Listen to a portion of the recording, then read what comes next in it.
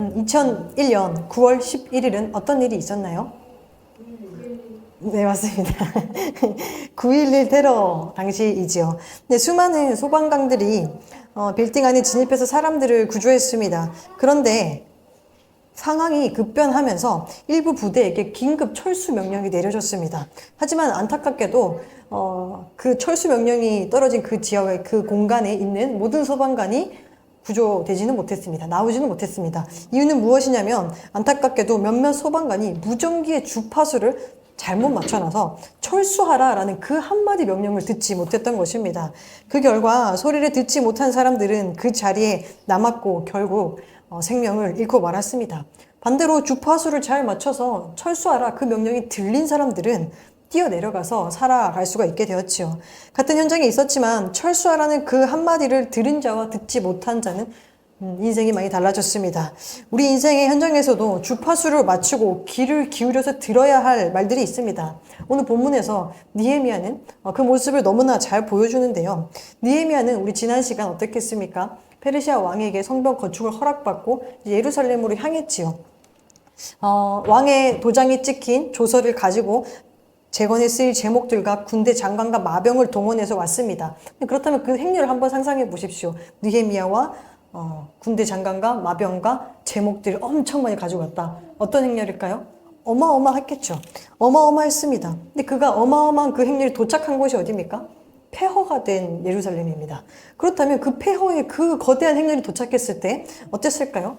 굉장히 주목이 될 만한 모습이었었겠죠. 근데 모든 사람들이 주목할 만한 모습이었던데 거기도 또 두 부류가 생기기 마련입니다. 환호하는 사람과 야유하는 사람이 생기기 마련이죠. 그럼 그때 느헤미야는 어떻게 하고 싶었을까요? 환호하는 자, 자기들을 지지하는 자, 성벽 재건을 함께 하고자 하는 자에게 어떻게 했을까요? 이렇게 할 수 있잖아요. 아, 이것 봐. 나 대단한 사람이지? 나 이렇게 많이 데리고 왔어. 나 다 가지고 왔어. 자, 걱정하지 마. 내가 너희를 살려줄게. 라고 우쭐댈 수 있는 상황입니다. 하지만 우쭐대지 않았습니다. 그렇다면 자기를 반대하는 자, 야유하는 자들에게는 난 페르시아 왕에 보낸 사람이야. 내 조서를 좀 봐봐. 야, 페르시아 왕이 다 보내주니 나무야. 만대 군대 장관이 한번 봐봐. 라고 하면서 네가 날 누군 줄 알고 감히 야유를 보내? 라고 이렇게 힘으로 누를 수도 있겠죠. 혼쭐 낼 수도 있겠죠. 하지만 그렇지 하지 않았습니다. 우쭐대지도 않았고 혼쭐대지도 않았습니다. 아무런 반응을 보이지 않았습니다. 아무 말도 하지 않았고 아무 행동도 하지 않았습니다. 예루살렘으로 오기 전에 그는 페르시아에 있을 때 예루살렘이 무너졌다는 소식을 듣고 4개월 동안 무엇을 했나요? 눈물로 기도하며 금식하며 기도했습니다. 그러던 어느 날 왕이 기적같이 성벽 재건을 허락했고 또 이렇게 와야 되잖아. 예루살렘까지 와야 되잖아. 근데 그게 에스라서에 보면 한 4개월 정도 걸리는 거리거든요. 그만큼 왔어요. 4개월 기도하고 기적같이 응답받고 4개월 이동했습니다. 도착했습니다. 그럼 어떤 마음이 들까요? 굉장히 설레겠죠. 도착하는 순간부터 너무 설레겠죠. 그런데 그 설렘과 그 열정이라면 예루살렘 사람들 다 모아놓고 자 이제 우리 이렇게 건축할 거야. 넌 여기 넌 저기 배치해서 시작하자. 막 할 수 있잖아요. 진행을 바로바로 할 수 있잖아요. 그런데 설렘이 그 설레발 치지 않도록 아무것도 하지 않습니다. 정말 아무것도 하지 않습니다. 3일 동안 아무것도 하지 않는데요. 그렇다면 그는 그 3일 동안 무엇을 했을까요? 무엇을 했는지 우리 아까 읽었지만 첫 절에 11절에 기록되어 있지 않습니다. 무엇을 했는지 안 그냥 사흘 후에 이제 움직이기 시작했다 이렇게 기록되어 있거든요. 그런데 우리가 느헤미야 전체를 읽어보면 느헤미야는 기도의 사람이라는 것을 알 수 있습니다. 느헤미야는 첫 장부터 끝 장까지 기도입니다. 모든 장에 기도가 있고 느헤미야 전체 내용은 성벽 재건의 이야기지만 느헤미야의 기도 내용이기도 하고 느헤미야의 리더십을 다루고 있는 내용이기도 합니다. 근데 전체가 이제 기도의 사람이라는 것을 봤고 그가 어떤 일을 시작하기 전에도 진행하는 과정에도 그리고 일이 끝났을 때도 모든 순간 기도하는 사람이라는 걸 봤을 때 그는 그 3일 동안 기도했을 것이다 라고 추측해 볼 수 있습니다. 그런데 그 3일 동안 잠잠히 기도했는데요. 그 내용이 11절, 12절은 이렇게 기록하는데 한번 읽기를 원합니다. 읽겠습니다. 내가 예루살렘에 이르러 머무른 지 사흘 만에 내 하나님께서 예루살렘을 위하여 무엇을 할 것인지 내 마음에 주신 것을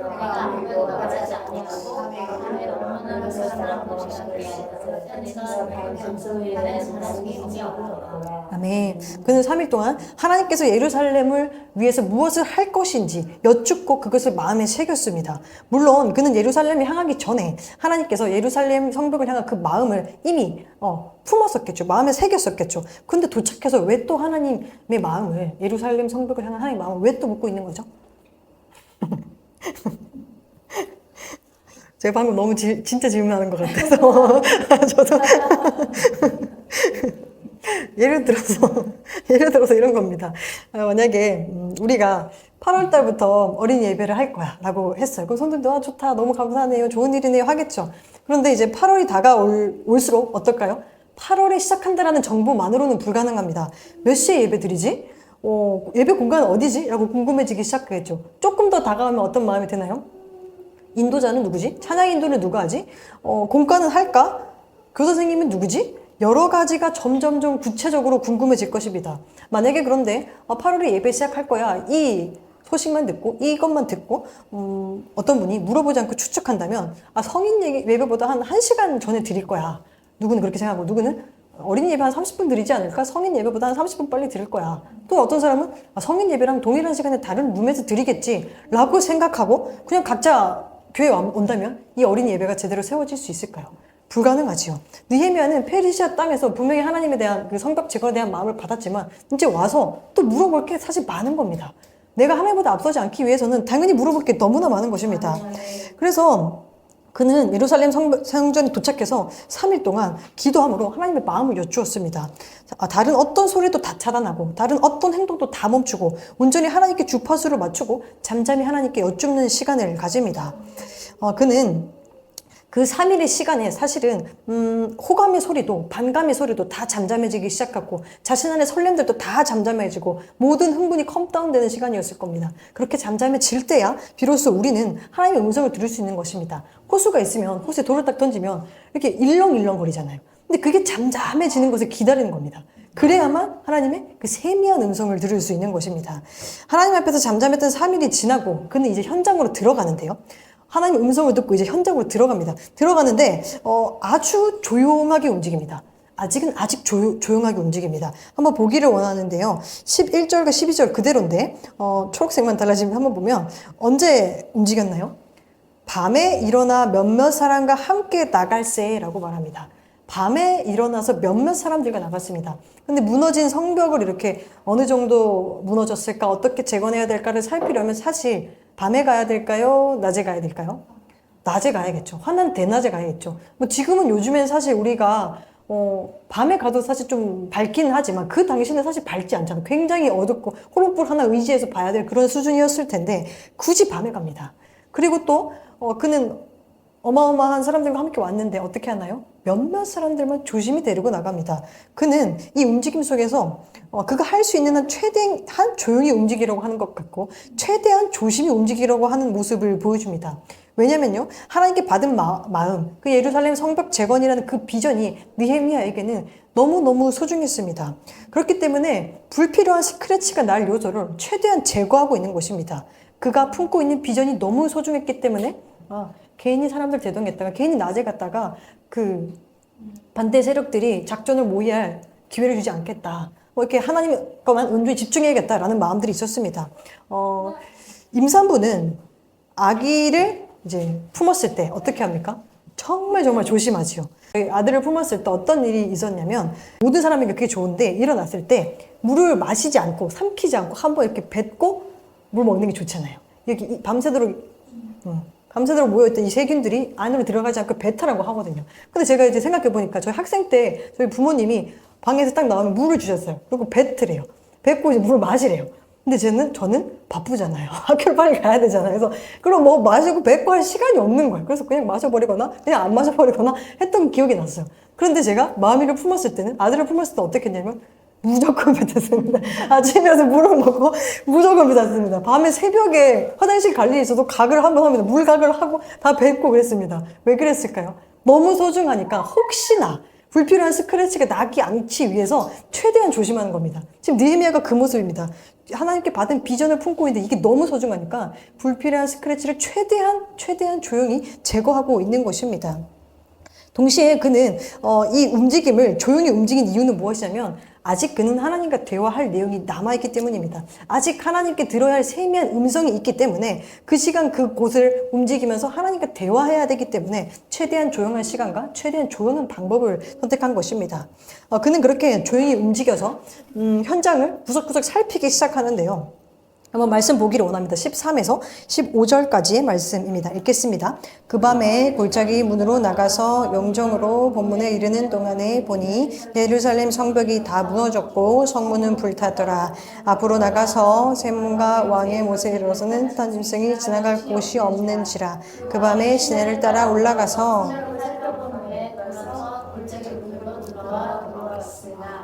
아멘.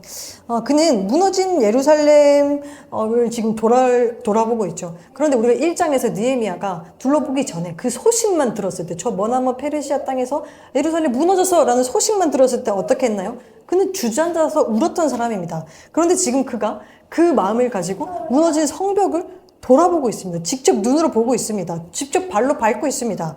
눈물이 사실은 앞을 가리워서 현장을 제대로 볼 수나 있었을까요? 성벽이 무너지고 성문은 불탔다는 사실은요. 사실 어떤 사실이냐면 거기는 이미 그 성은 이미 짐승들의 놀이터가 됐다는 얘기입니다. 그 밤에도 그 짐승들의 놀이터가 되어 있습니다. 느헤미야가 그 폐허 속에서 짐승들의 놀이터가 된 자신의 성벽을 보고 마음이 찢어져서 그 현장을 바르게 제대로 볼 수나 있었을까요?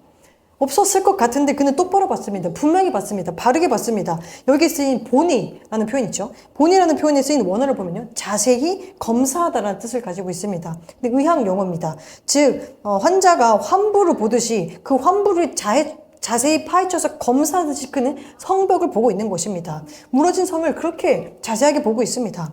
가슴이 찢어졌겠지만 그는 정확하게 진단합니다. 그의 진단이 무엇입니까?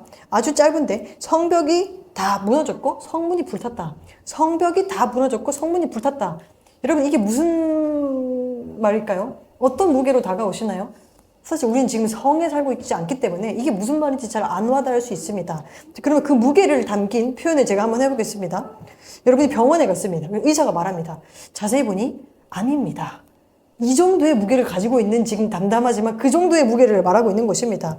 그런데 아이러니한 것은요. 1장의 느헤미야는 예루살렘 소식을 듣고 주저앉아서 금식하며 슬퍼했다고 분명히 기록하고 있잖아. 근데 지금 그 감정 상태를 분명히 기록했는데 지금은 자세히 보면 더 아파야 되는데 더 눈물이 나고 더 슬퍼야 되는데 뭐라고 말합니까? 아무런 감정 상태가 기록되어 있지 않습니다.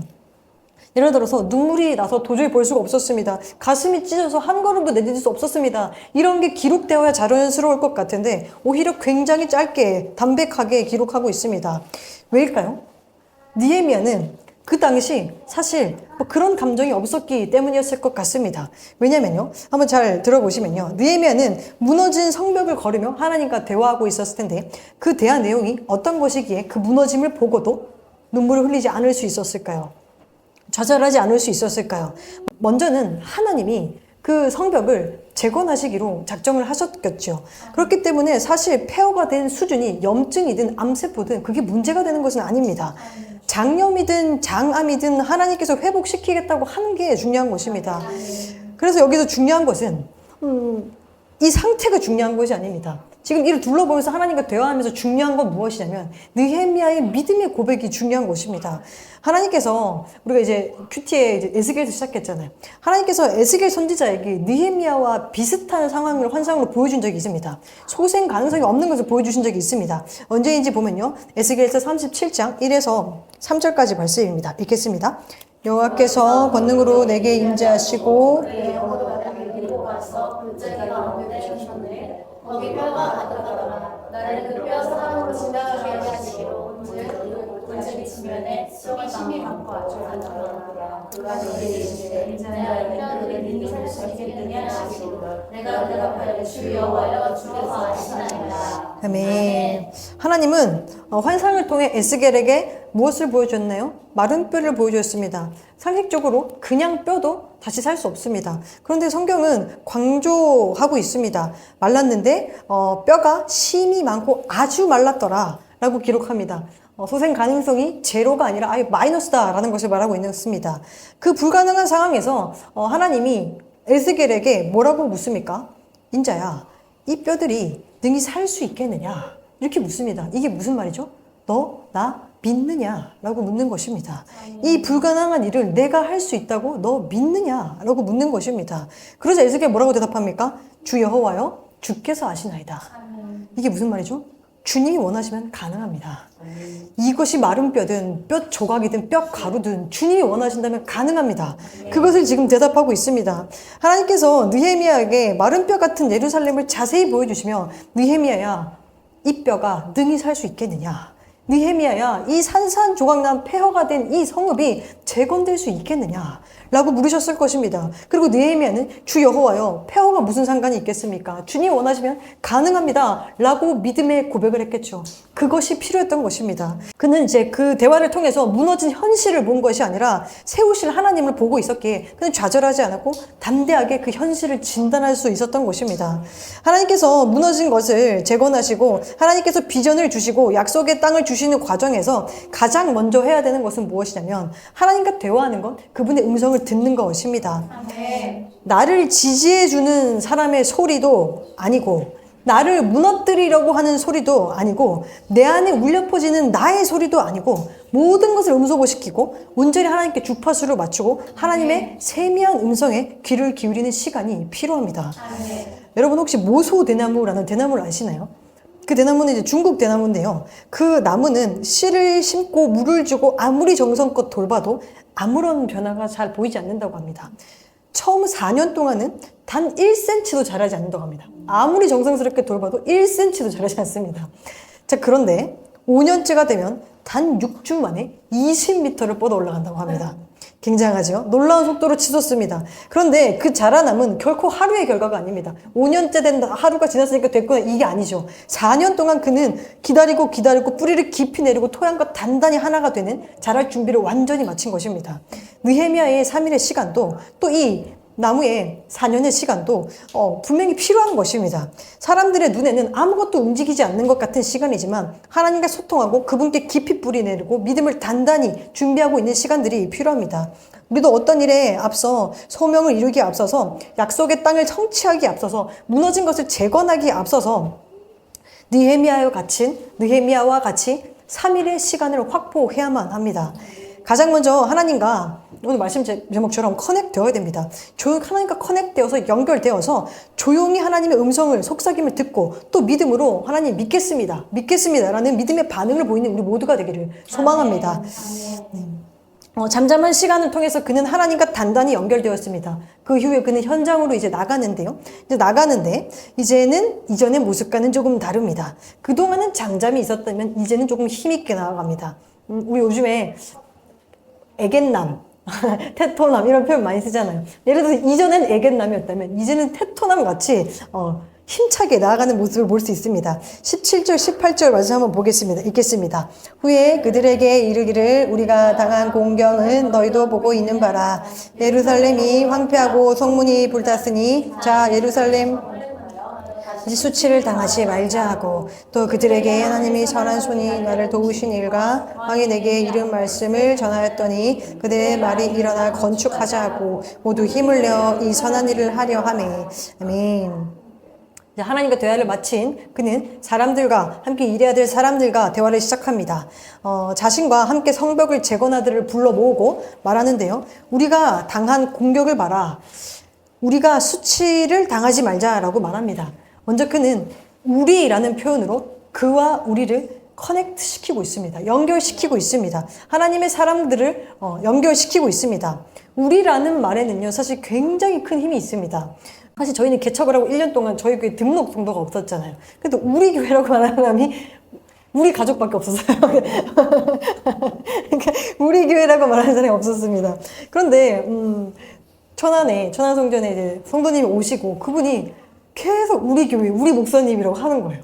너무 좋더라고요. 근데 우리가 그 얘기를 들을 때까지는 그 1년 동안은 우리라는 말이 그렇게 그리운지 몰랐어요. 근데 와서 막 우리 교회, 우리 목사님 하니까 마음이 몽글몽글해지더라고요. 그래서 우리가 참 그리웠구나, 이 표현이 라는 생각을 했었습니다. 근데 최근 성도님들, 우리 천안에 오신 성도님들이 뭐 우리 교회가 오늘은 마지막 예배니까 우리 교회에게 장소를 내어주셔서 감사합니다. 우리 교회는 초록색을 사용합니다.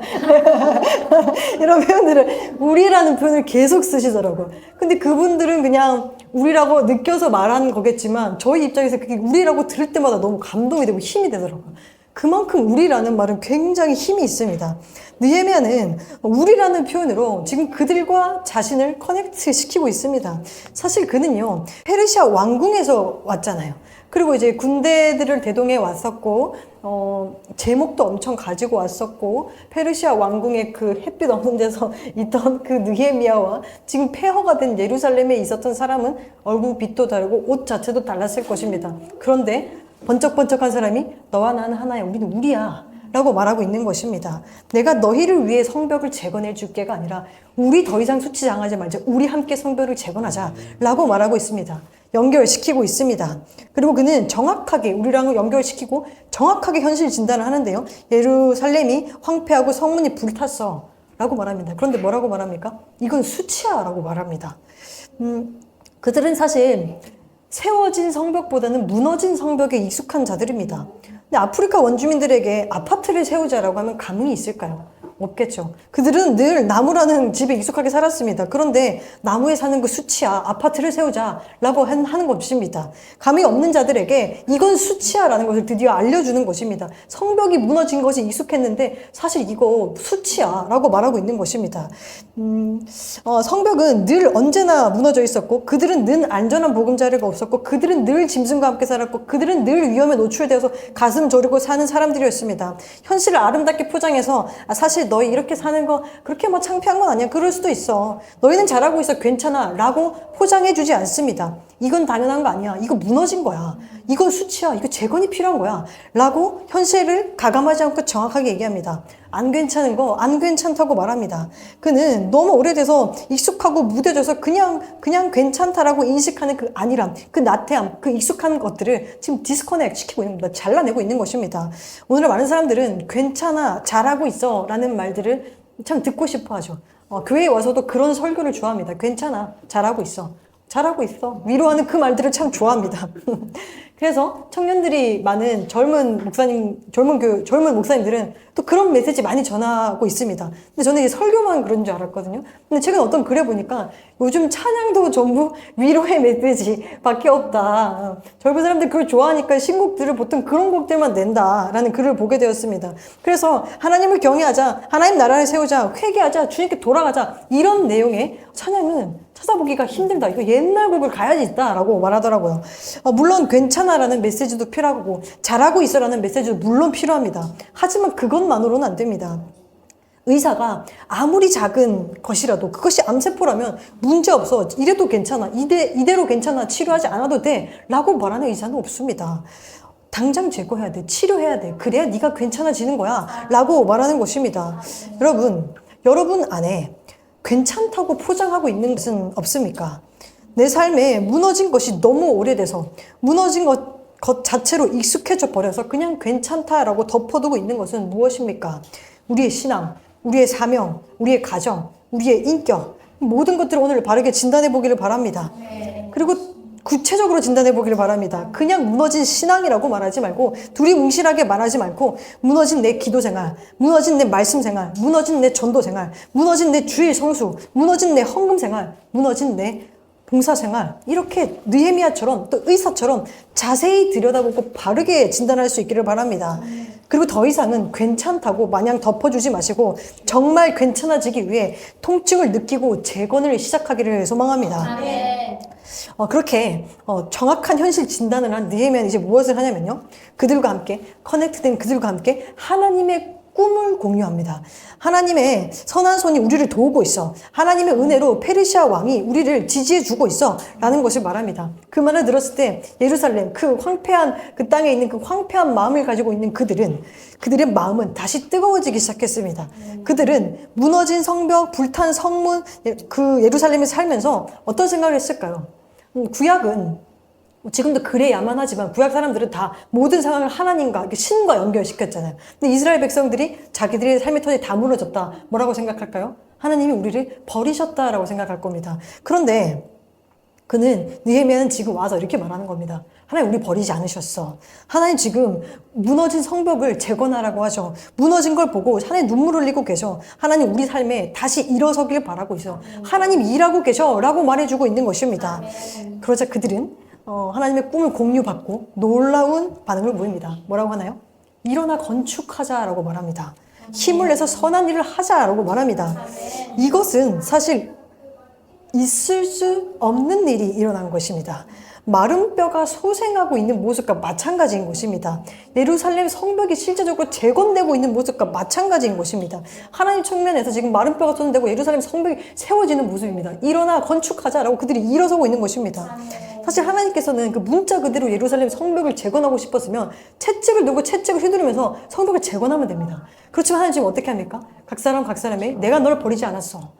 내가 너와 함께 하나님의 꿈을 심겨주고 세우고 계십니다. 하나님이 세우고 싶은 것은요. 진짜 세우고 싶은 것은 우리의 마음이고 우리의 믿음입니다. 하나님이 가장 일으켜 세우고 싶다는 것 싶으신 건 우리라는 것을 기억했으면 좋겠습니다. 하나님은 우리 한 사람 한 사람을 일으켜 세우고 싶으시고 우리가 일어설 때 우리의 가정이 일어나고 우리가 일어설 때 우리의 교회가 일어나고 우리가 일어설 때 우리 나라가 일어납니다.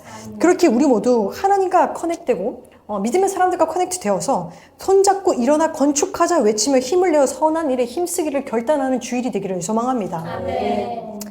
근데 여러분, 우리가 하나님이 원하시고 나도 이제 믿음의 결단에서 일어났어요. 자, 그럼 모든 게 잘 풀릴까요? 잘 풀리면 너무 좋겠는데 잘 풀리지 않습니다. 왜냐하면 하나님은 좋아하지만 하나님의 반대 세력이 우리의 일어섬을 당연히 좋아하지 않습니다. 영적 세계에서 사단이 당연히 싫어합니다. 그렇게 반대 세력을 만들어내겠지요. 그래서 말씀 한번 보겠습니다. 2장 19절 읽겠습니다. 호론 사람 상발락과 종이었던 암몬 사람 도비아와 아라비아 사람 세겜이 이 말을 듣고 우리를 업신여기고 우리를 비웃어 이르되 너희가 하는 일이 무엇이냐 너희가 왕을 배반하고자 하느냐 하기로. 아멘.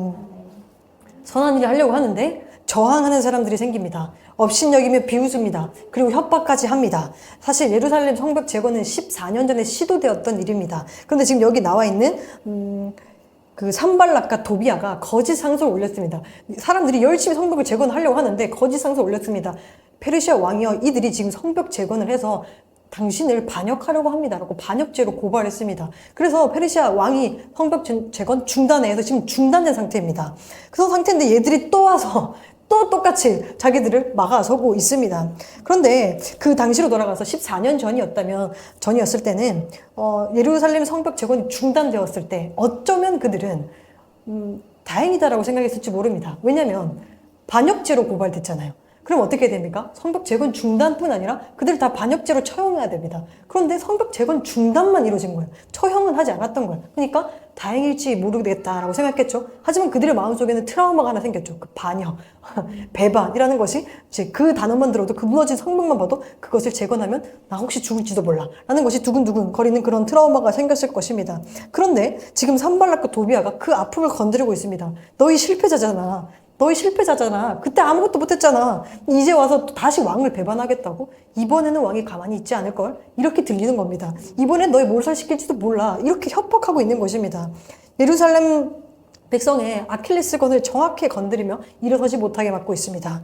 여러분, 우리가 일어서려고 할 때 발목을 잡는 자들이 분명히 있습니다. 우리가 달려가려고 할 때 우리의 발을 걸어 넘어뜨리는 자들이 분명히 있습니다. 겨우겨우 상처 털어내고 이제 일어나려고 하는데 그 상처 굳이 건드려서 넘어뜨리는 자들이 있습니다. 그럼 우리 어떻게 해야 될까요? 넘어뜨린다고 주저앉아 버리면 안 되겠죠. 어떻게 해야 하는지 느헤미야의 본능을 보면 굉장히 심플하고 멋진 모습을 보여줍니다. 한번 보기를 원합니다. 20절 말씀입니다. 읽겠습니다. 내가 그들에게 대답하여 이르되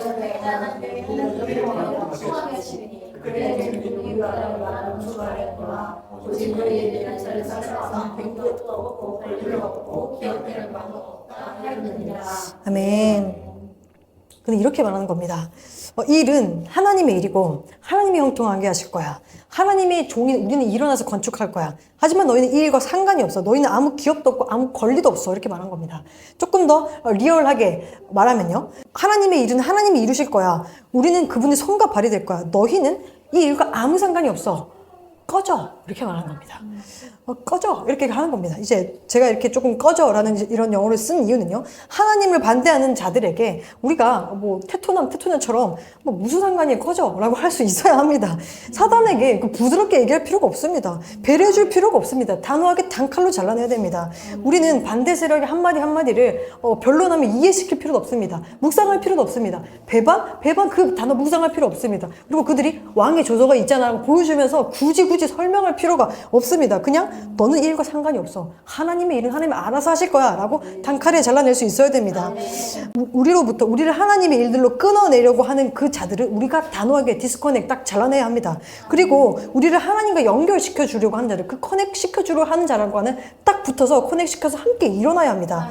느헤미야를 보십시오. 그는 하나님과 커넥되고 하나님의 사람들과 커넥되고 대적자들과 디스커넥되고 있는 것입니다. 여러분, 우리에게는 끊어내야 할 것이 무엇이 있습니까? 나를 일어서지 못하게 막고 있는 그 과거의 상처는 무엇입니까? 나의 발목을 잡고 있는 인간관계는 누구입니까? 나를 달려가지 못하게 하고 있는 나의 주변 환경은 무엇입니까? 그것을 생각해보고 하나님 안에서 단호하게 끊어낼 수 있기를 소망합니다. 그런 것들과 디스커넥 됐고 하나님과 하나님의 사랑과 커넥돼서 우리 함께 일어나는 오늘이 되기를 축복합니다. 이제 말씀을 맺으려고 합니다. 사랑하는 여러분, 혹 무너진 성벽에 익숙해져서 아픔을 느끼고 못하고 있지는 않습니까? 괜찮다고 포장하고 계시지는 않습니까? 여러분, 오늘 말씀을 빌려서 권면드립니다. 여러분의 무너짐 결코 괜찮지 않습니다. 하나님이 여러분을 사랑하셔서 이 삶을 허락하시고 이 땅에 보내셨는데 여러분이 무너져 있으면 하나님 마음이 너무 아프죠. 하나님이 여러분이 존귀하게 여기시고 이 땅에 보내셨는데 존귀한 자가 무너져 있다면 절대 괜찮은 것이 아닙니다. 오늘 우리 이 시간 다시 한번 일어서기를 결단합시다. 더 이상 아프게 두지 않고 일어서야 합니다. 하나님의 약속이 있는 그 자리로, 그 성벽의 재건의 자리로, 그 약속의 땅으로 다시 한번 나아가야 합니다. 하나님은 반드시 형통하게 하실 것이다 라고 선포하며 나아갑시다. 온전히 그분의 음성만 집중하고 그분의 손 잡고 힘 모아 선한 일에 힘쓰는 우리 모두가 되기를 주님의 이름으로 축원합니다.